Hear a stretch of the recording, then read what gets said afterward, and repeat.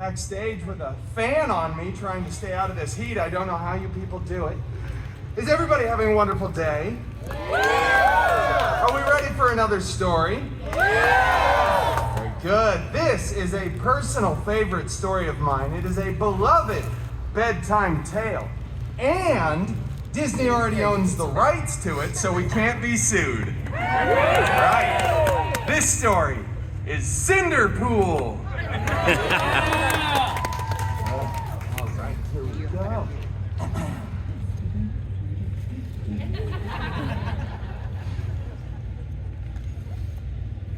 That's not real. All right, moving on. Once upon a time, you know, it just doesn't feel right when I do it by myself. We should all say those magical words together. Ready? Once upon a time. Wow, that was like a C+. Good job. Once upon a time, Cinderpool lived in a big mansion with his step professor and step mutants. Right? The biggest of those step mutants, Colossus, was always making up silly rules around the house, like stop putting your initials on other people's leftovers in the fridge. And for the love of Feige, stop hanging your underwear from the ceiling fan. What is wrong with you? Have you no... Anyway, the other step mutant, Negasonic Teenage Warhead, who has 4 fans here, was always texting and rolling her eyes. She was so Gen Z. Both of these step mutants were very jealous of Cinderpool because Cinderpool had a much larger fan base. Nobody came to Colossus's story time. One day, an expendable and non-union extra went running in front of the mansion screaming. King Thanos was going to have the biggest battle of Phase 3. That's right, and we all know that was the last good phase. Cinderpool desperately wanted to go to the big battle, but Colossus said, "No. It is too dangerous, and you are not a good part of the team." Then he ripped apart Cinderpool's favorite costume, and Negasonic blasted it to pieces with her powers. It was so cool, so Gen Z, so on fleek, no cap Sigma. Cinderpool was distraught, vulnerable and exposed as he stumbled out onto the mansion grounds, weeping and desperately trying to get that Oscar. But then he looked up and saw beginning to form was a magical golden sparkle circle. I know, it was cool. And out of that sparkle circle stepped his fairy hairy god mutant. Out of the circle stepped his fairy god mutant. I'll just move it over you. Wolverine! Oh, right. Oh, fairy god mutant Wolverine! I desperately want to go to the big battle, but my mean step mutants destroyed my costume. Shut up. He said lovingly. What? I'm doing a story, right?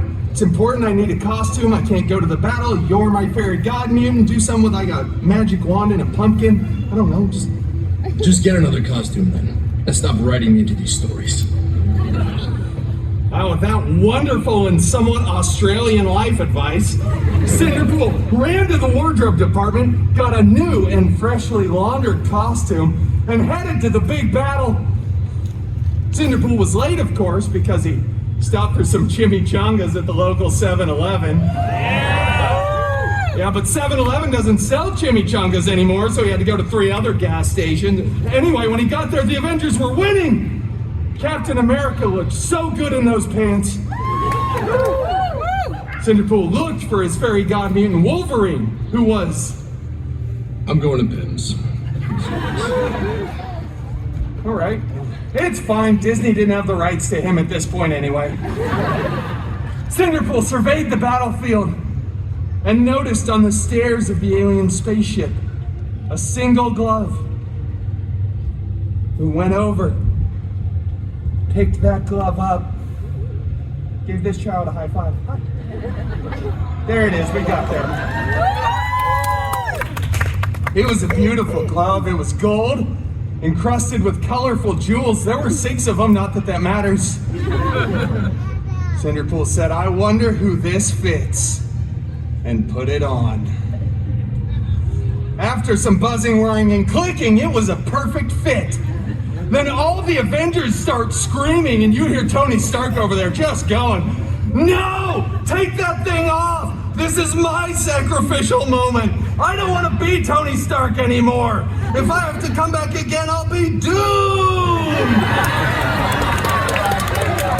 Doomed! That's right, half of you here do not get the joke. Right, look it up on the internet, you'll see it. And all of the Avengers together screamed, Cinderpool, do not snap! So you know what Cinderpool did? Cinderpool snapped, that's right, both physically and mentally.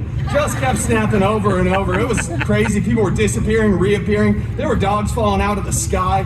Everybody was crying, and eventually, Tony Stark stopped saying, I love you. He said it like 3,000 times. That's right. Oh, whatever. But Cinderpool stopped. And at that moment, everybody was back. Cinderpool had saved the universe! And then all the Avengers tackle Cinderpool to the ground, rip the glove off of his hand, and blah, blah, blah. Years later, they remake the film. Tony Stark gets his head on My Beautiful Body, so he's the hero, and it goes on to become the most profitable film in the Feige universe, the FCU. But it's okay, because Cinderpool went on to start his own film franchise, which will break box office records. And then they had to invite Cinderpool back to the Avengers Endgame 2, Electric Boogaloo. Right. And that, ladies and gentlemen, is the end game. Yeah, you see what I did there was a play on word. Did I start with a Cinderella story? It's fine, we all enjoyed it. Thank you all so much for joining me here for